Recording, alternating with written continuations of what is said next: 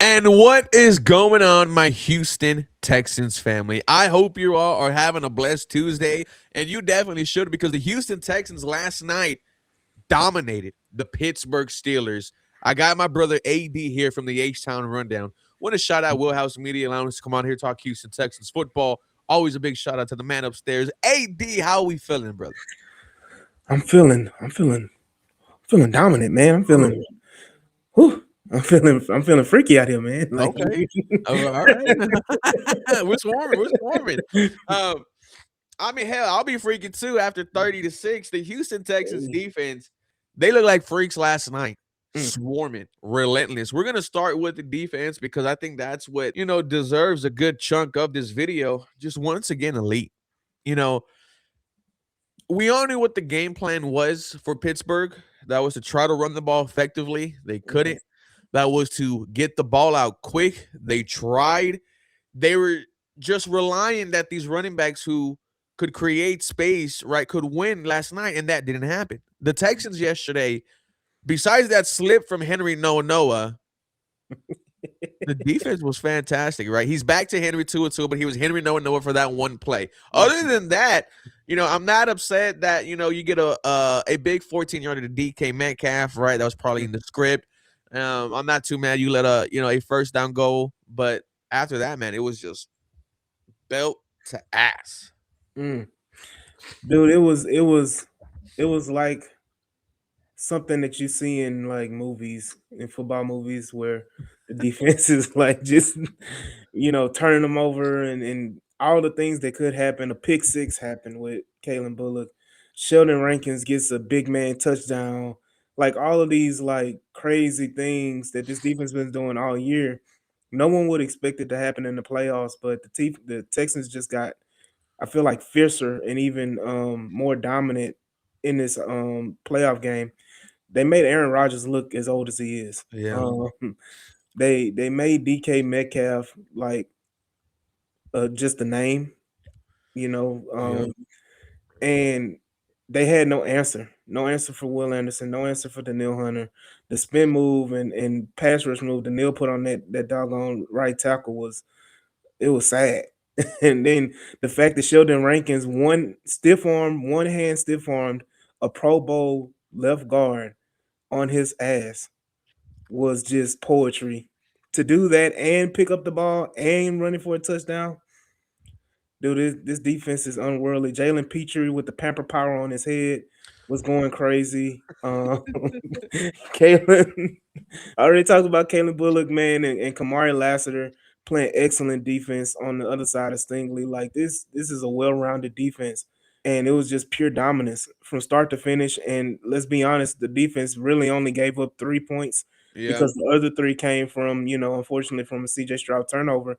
So you look at it like this game, and we'll talk about it in a second about the turnovers.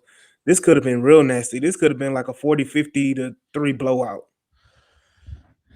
Yeah.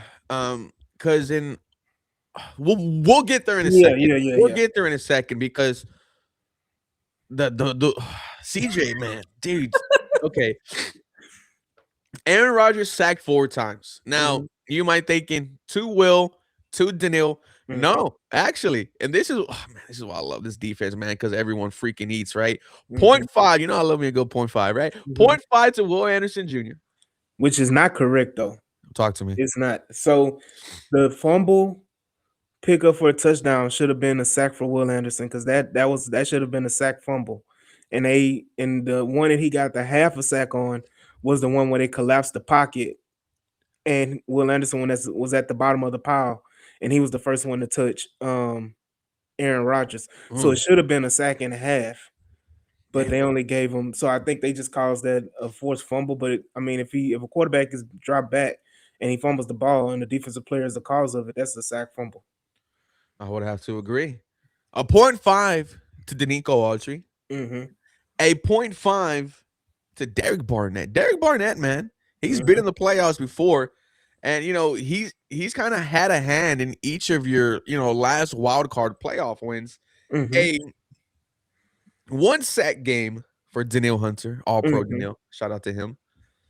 And then Sheldon Rankins gets that 1.5 alongside with a thick six. Sheldon Rankins, man, has had a solid last month of the season, since the injuries to our other two defensive tackles, Mario Edwards Jr., Tim Settle Jr. I Mhm. think Sheldon Rankins has really stepped up nicely and has turned his play up. But this front four, man, was disciplined. They were ferocious and relentless. And whenever Aaron Rodgers is taking his ayahuasca or his DMT, he's going to have just flashbacks and nightmares of this front four just hounding him. Yeah. Dude, I mean, like they were in his face all game long, and he couldn't do what he normally does. Even the quick passes weren't working. They were getting there and blowing up the quick passing game, which Mhm. was crazy. Like the screens, the short passes. I think they had maybe one successful screen, and that was at the very beginning of the game with DK Metcalf. Everything else was ate up like a yard or two after they caught the ball, or even a TFL. Like it was just amazing. And again, all four of those guys. Don't forget both of the Usos. But Tommy Yeah. T had a major play. Oh, Jones, yeah, and yeah, then and then Jones had a crazy tackle for loss on on the Gainwell as screen. well on the screen. So like all of those defensive linemen were eating, and it was just beautiful to see. They weren't able to run the ball. Mm-mm, No wide receiver had over 50 yards. mm-mm, Aaron Rodgers' last throw in the NFL could possibly be a pick six to Kalen Bullock, mm, which he takes to the crib just to put an exclamation point on the game. Aaron Rodgers then takes himself out. In comes in mm, Rudolph, just not a good look. The Pittsburgh Steelers, Mike Tomlin steps down. They will be looking for a new head coach. This is what happens, man, when you mm. play the Houston Texans. You wanted Houston, Pittsburgh. You got Houston. You Now got you're it. out the playoffs and Mhm. without a head coach and potentially without a starting quarterback, man. That's an ass whooping right there. All right. The I man wouldn't. behind me, the e- the elephant in the Mm. room, Yeah. CJ Stroud, 5 fumbles, losing 2 of them, Mm. Intercept. interception. Mm. And here's the thing: every mistake is amplified in the postseason, Mhm. and it doubles the amplification as the weeks go on. CJ Stroud did his best to lose you the game yesterday. Oh yeah. And what's sad is I'm part of the Stroud boys, you know. There's Mhm. only two other jerseys. There's only two jerseys I own in my life, an Andre jersey and a Stroud jersey. And seeing Stroud just make so many just tiny mistakes, but them adding up to big mistakes, Mhm. you can't have that happen next week against New England. You're not going to win the football game. I'll take the interception. Mhm. I will not take 5 fumbles. I will not take Jake Andrews and him messing up on the snaps because at one point it looked like it was CJ's fault, and then at Mhm. one point it looked like it was Jake Andrews' fault. Mhm. I cannot have that happening 5 times. I Yeah. cannot have you messing up a snap and you have to immediately pick up the ball, take a sack, or try to throw it out of bounds. Yeah. I'll live with the interception. And it's crazy to say that he played horrible when there was moments where he looked pretty damn good. Mhm. There were throws that he made where you're like, yep, that looks Mhm. like how you did 2 years ago. The 3rd and 14, 3rd and 15 in the fourth quarter to Christian Kirk. The Um, dot. The dot. dot. This first Mhm. one to Christian Was a Kirk, dot. it was a dot. So it's like when you talk about him playing horrible, you're not talking about the stat sheet. Because on the Mhm. stat sheet, you see 21 of 32, 250 yards, 1 touchdown. Like I said, I'll take the interception. Quarterback rating of 86.7. What I will not take is those simple errors that were causing you to drop the football. But I think the most important one, AD, he's scared to run the football. Oh, absolutely. It's we saw it last night. That Xavier Hutchinson interception does not happen if he just starts to just run with the ball. You get the first down at the very least. At the very least, you get the first down. CJ Stroud being hesitant running the football has also led to him being hesitant in that pocket. And Mhm. we saw him with happy feet. We saw him trying to do too much and just Mhm. like I said, stat sheet wise, the throws that he was making, you're like, yeah, that's what we need. Responding, scoring in the second half, but almost 7 turnovers from CJ Stroud himself. So I'm not even accepting the interception because at the end of the day, if you don't feel it's there, throw it away and take the points. Mm, You were at the what I think 12-yard line or something like that, yeah, or you maybe were even marching closer. down the field. Yeah, you were running the football, and it may have been closer than the 12. Um, but I know it was like around the 10-yard line, give or take. But it's just the point of it was just a bad decision, a bad throw. Don't make that decision in the playoffs. If you don't feel confident in the throw, don't throw it at all because I don't even feel like he gave full effort in throwing that pass. It's almost like he just threw it just to throw it, you know? Mhm. And so I go back and then the fumbles, I'm like, those are the same thing. I would take a sack in that situation. I would take an intentional grounding in that situation. Um, I would take everything in that situation other than a turnover in those two fumbles. Now the what is that? What was that? The pitch back, Yeah, the flea flicker, like the flea flicker. It's kind of weird because I have to go watch the film on it because it looked like Blake Fisher missed his block. I don't even think it was Blake Fisher. I think that Woody Marks did not because a normal flea flicker is a guy takes the handoff and he immediately turns around and tosses it back to the quarterback. Mhm. Woody Marks jump cut. Like he was running the ball, and it looked like he forgot that he was supposed to toss the ball back and turned around after he had already taken off to toss it back to CJ. And then by that time, it was a disaster of a play. Uh-huh. But you can put it on Blake as well. But again, CJ Stroud, don't even try to throw the ball. Just take the sack because that was what second down. Yeah. You take the sack now, yeah, albeit it's third and long, but you're still right at the 50-yard line. You make a decent throw, you can get in Kaimi Fairbairn field goal range, and he kicks a field goal. That's 6 points that I just identified. Then you go back again, and the last fumble, I think we were driving as well, Mhm. and he fumbled that ball, and it's like, again, you could have that possession you were moving the ball. At the very least, you get another 3. So that's 9 points on top of it that you could have had at the very least. First of all, that interception should have been a touchdown drive. Yeah. It should have been a touchdown drive, point blank, period. So, I mean, you're talking about between 9 to what 13 points that you could have had, and you add that on top of the 30 you already had. You're talking about 43, 44 points that you could have scored on this team. And honestly, you could have knocked Aaron Rodgers out early in the game if you make if you score those touchdowns or Yeah. score those points. Aaron Rodgers doesn't take himself out with 2-3 minutes to go.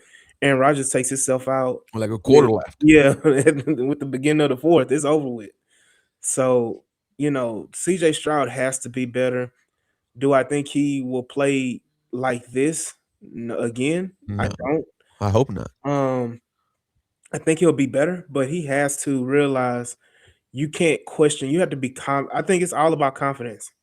He has to be But how can he confident not have confidence though, man? It's like because he is it's been back and forth all year long. Like he's learning a new offense. He's not well versed in because it's his first year in it.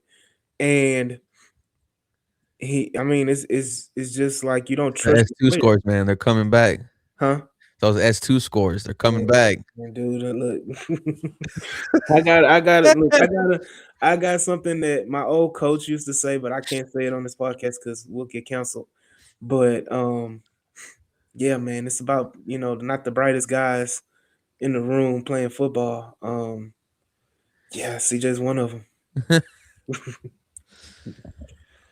Just dumb mistakes he makes, man. And I feel like I'm a Jaguars fan when I talk about CJ.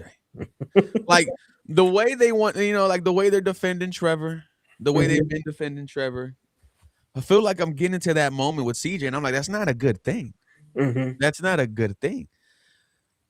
It's just there's moments of greatness, and there's moments where you're just like, what the hell are you doing? And last night, thank God your defense was a superpower Yeah, because If you lose this game because of CJ, it's a dark day, and man, we're having a lot of the conversations are always ugly here in Houston.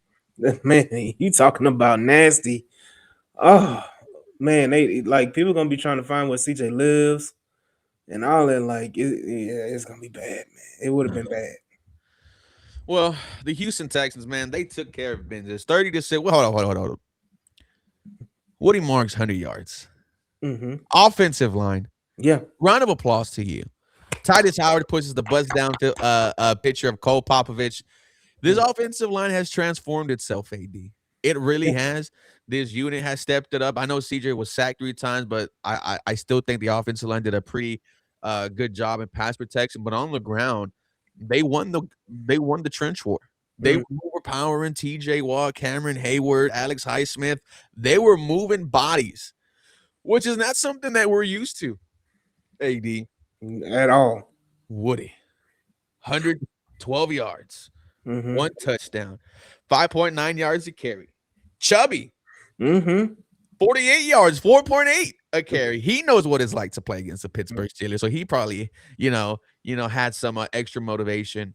This running game was We fantastic. got that Woody and Chubb, man. We got the Woody and the Chubb, man. I feel like you need both of them right at the same time. Yeah. I got a pill for that. Yeah, they do. Go get yourself a Rhino pill at the gas station, boys, to get amped up. So, finally, what do you think about the nickname that Emmanuel Acho gave the secondary, the Fantastic Four? Hey, I love it. And if winning the Super Bowl is us taking down Galactus, hey, sign me up. I'm excited. Ladies and gentlemen, Houston Texans defeat Pittsburgh 30-6, blowout. Aaron Rodgers potentially heads into retirement. Mike Tomlin gone. Texans headed into the division. They're heading into familiar territory. Mm-hmm. The divisional round. Mm-hmm.